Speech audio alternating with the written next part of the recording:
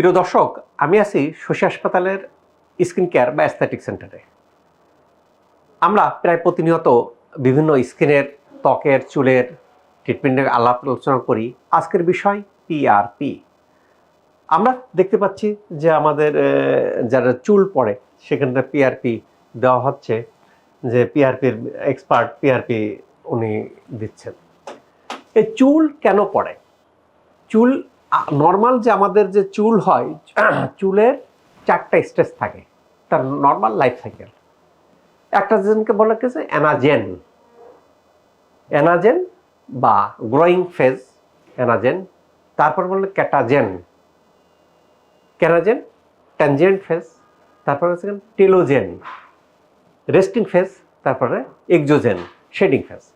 অর্থাৎ অ্যানাজেন কি করে? অ্যানাজেনে গ্রোয়িং ফেজে চুল বড় হতে থাকে, প্রত্যেক মাসে 1.1 সেন্টিমিটার মতো 1 সেন্টিমিটার মতো বড় হয়, এবং এটা 2 থেকে 8 বছর এর ডিউরেশন। দ্বিতীয়টাকে বলে অ্যানাজেন শেষ হয়ে যাওয়ার পরে দ্বিতীয় ক্যাটাজেন। ক্যাটাজেন কি? ক্যাটাজেন হচ্ছে ট্যানজেন্ট, ট্যানজেন্ট এটা 2 সপ্তাহ পর্যন্ত সাধারণত থাকে। তার পরবর্তী স্টেজে কি থাকে? টেলোজেন।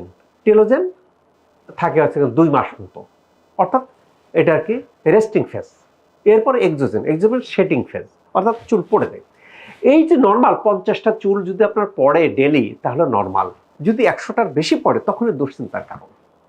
এখন এই জাতীয় চুলের, ত্বকের সমস্যার কোথায় ট্রিটমেন্ট নেব? শশী হাসপাতালে দেখেন সবচেয়ে অ্যাডভান্স টেকনোলজিগুলো নিয়ে আসা হয়েছে। আপনি বিশ্বের যত রকম লেজার আছে, সব লেজারগুলি শশী হাসপাতালে। এর পাশাপাশি হাইপো, এনআইআর, মাইক্রো নিডলিং,